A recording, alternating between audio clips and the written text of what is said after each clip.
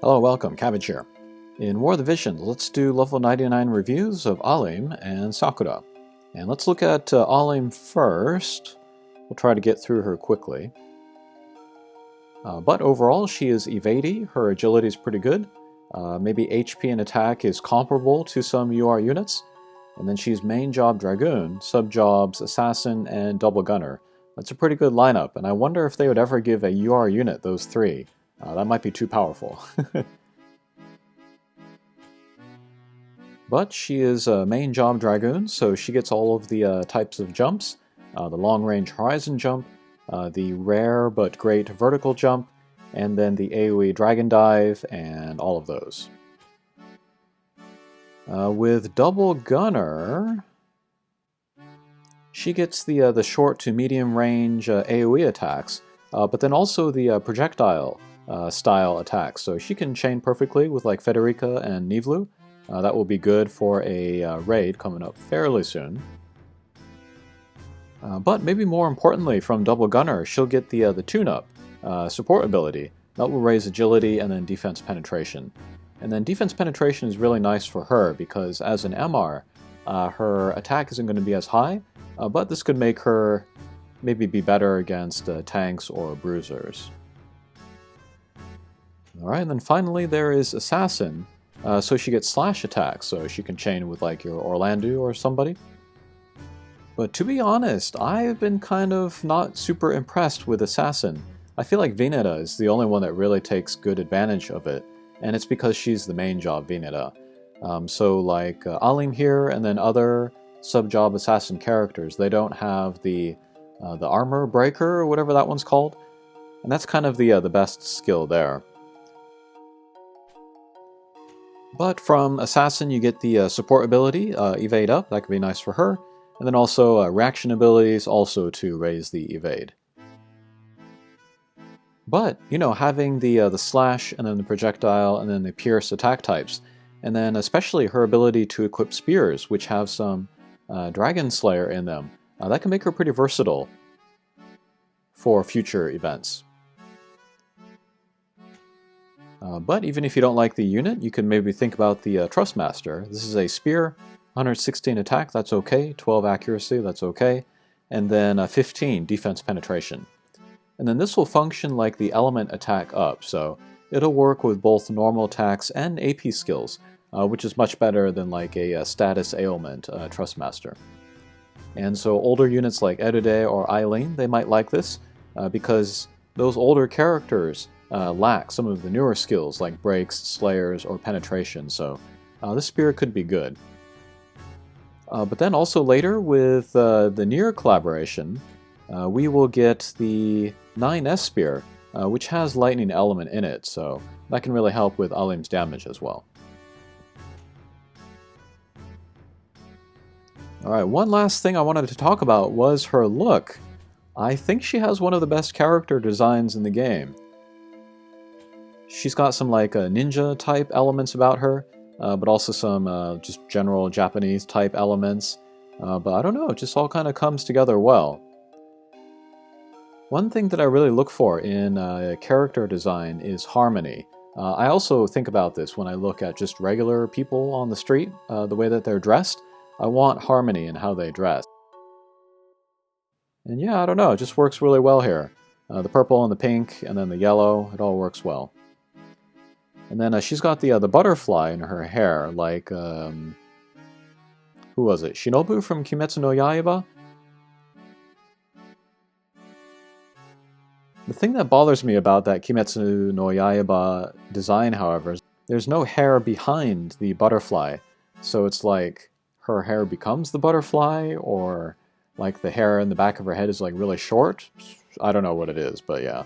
Having hair in the back, that's much better, I would say. Much more realistic. Okay, that'll do it for Ahlim. Next, let's look at Sakura. When she was announced in JP War of the Visions, all of my memories of Brave Exvius came rushing back, and I liked and had both versions of her. Her regular one and then her Halloween version. And I used them in like the Chamber of Arms and then in Esper fights, and those were my favorite type of content. I'll put some links to some videos where I used her in Brave Exvius. And I really wanted her in War of the Visions, but at that time I was still in that mindset where I wanted one magic user of each element, and then I had Mashiri, so I kind of figured I could skip Sakura. Still really wanted her, pulled her later, and then maxed her anyway. But no regrets at all, I really like using her. She is a simpler unit in War of the Visions than she was in Brave Exvius. Here, she's mostly an attacker. In Brave Exvius, however, she had a weird mix of abilities, so you had to get kind of creative to get good use out of her, and that was a lot of fun. Some folks are upset at her being light element and not lightning element, but I have a few things to say about that. One, I always say in mobile games like these, don't get too attached to your image of a character's element, because the way the timing of how they fit into the meta game takes precedence. With her timing, she is meant to be a counter to Kain, possibly Dwayne, and so therefore she is light. If she were lightning element, she would be a counter to, I don't know, Christmas Ramada, and I don't think anybody would care about that, so we should be thankful that she's light. And then 2, light is perfectly appropriate for Sakura because she has plenty of light element attacks in Brave Exvius.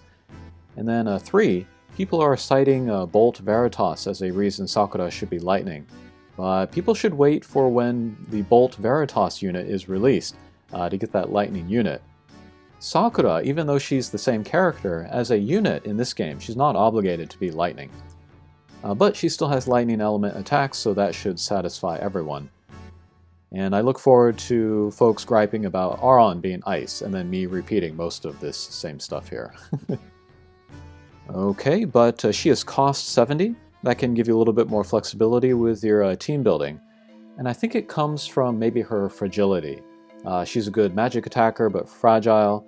In ways, she's kind of like just a regular old black mage. And then another way that she's like a black mage is that a lot of her skills have casting times, which is sort of at a disadvantage against like calculators or later Garble. But her Trustmaster, this is a light piece of armor, decent HP, that's good defense, some accuracy, and then a self-buff which for 3 turns will lower her casting time, so that's pretty good. And then there is the Trousseau Vision card that will raise your magic attack damage, but when the JP element party buffs come, that will also shorten casting time, so that could be a great card for her. But main job Mysidia Sage, sub jobs Red Mage, and then Kododama Tsukai. And that's pretty hilarious. They didn't even try to translate Kododama Tsukai. Kododama Wielder, I think it was? Now, I always say that translation is subjective. It's really dependent on the translator's background, experience, and just style. So if a translator is paid for a job, then I have to, respect whatever choice was made in the game. But it doesn't mean I have to like it. Kododama is a weird word, even in Japanese. Most Japanese people don't even know what it means.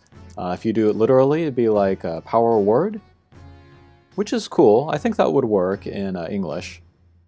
So I don't know, just Kododama Wielder. Like, nobody knows what a Kododama is anyway, so how do you wield it? What does that look like? But whatever, no big deal. Let's go into the ability board. Okay, main job, Mysidia Sage. I talked about this recently in a couple of videos, but she has the Light Blade. This is an instant cast, light element, magic scaled, magic attack. For a little bit of range, doesn't cost very much, and you can use it many times per battle. This is going to be her jamming thrust, which is good, because in her Red Mage, she does not have jamming thrust, unfortunately. Next we have Thunder. This is a more typical Black Mage skill. Lightning Element, again magic scaled, has a bit of casting time. Looks like same range and use per battle and AP cost. So most of the time you're going to be using the Light Blade, I think. But yeah, that's the Lightning Element. That should satisfy the Lightning Element fans out there. Here, this is a more expensive ranged magic attack. Again, Lightning Element, but has a very nice AoE. longer casting time, but it will imperil both lightning and light, so that will set up her future attacks for more damage, also possibly your teammates as well. And this skill is kind of similar to her old Brave Exvius character, so I like this one. Okay, here's an AoE TP effect. This is one of her best skills, and you actually might bring her into quests just for this. But it will raise lightning, light, and then dark resistance. And then element resistance is still pretty rare in this game, especially one that you can give on to other characters. Okay, this is one of her marquee attacks, but pretty good range. A little bit of AoE. Will ignore courage and then do great damage. But this too, pretty expensive and then kind of a slow casting time. This is the one where it's like big discs appear in front of her and then like a beam shoots through it. That's also one of her most famous attacks. And then if we look at her Mysidia Sage subjob, she only has Protect and Shell, which in certain cases you might want maybe for PvP. Maybe you want to have her like stay back, you know, for auto battle or something. But yeah, I feel like that with her main job, it's so good and so well-rounded that she doesn't really need a sub-job, which is good, because neither of those are super awesome. But Red Mage, we got Cura, Esuna, Banish Ra, Sleep, and then Resist Break. Maybe good for healing or Esuna, maybe especially in Tower, but I don't know how often you're going to use this, especially without the Jamming Thrust. And then there's Kododama Tsukai. I've been trying this a lot lately, and I don't think I like this subjob. Not for her, anyway. It originally came with Summer Kiton, and it worked for her because she was kind of built as like a short-range attacker. But yeah, as we can see, these attacks, none of them have a lot of range. And so to use these attacks, Sakura is going to want to get closer to the enemy. And I don't know if you want to do that.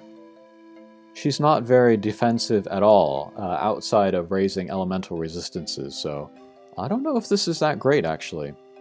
But this first attack, this is a medium range, this has 100% hit, so that's a good selling point. If you want to go against evade teams, or again, certain parties in the tower, this will be very useful. Then we have move and jump, self-buff, that's okay.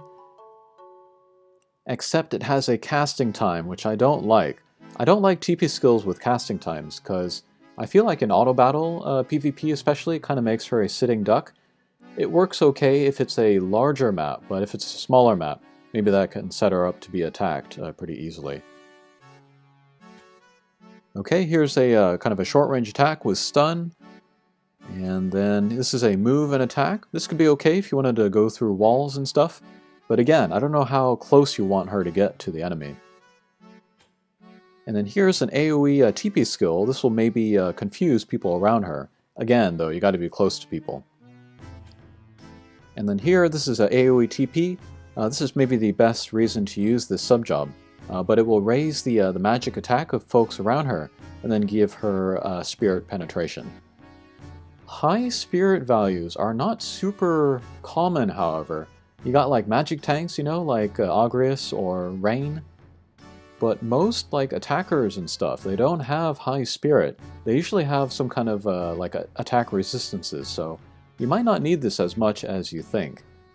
So yeah, for me, kind of the only reason why I would use this Kododama Tsukai subjob would be for the 100% hit, and then maybe turn off these other skills, but you can try it out, you know, you can see if it fits your playstyle. I think with her, however, I'd stick to the Mysidia spells, and then keep my distance. Okay, support abilities. We have Magic Up, and then we have this Kododama Tsukai support ability. This will raise Spirit, and then also Dark Resistance. That's nice. And let's see, we also got Agility Up, and then we'll raise the damage of her, that marquee attack, that long-range, small AoE attack, which ignores Courage.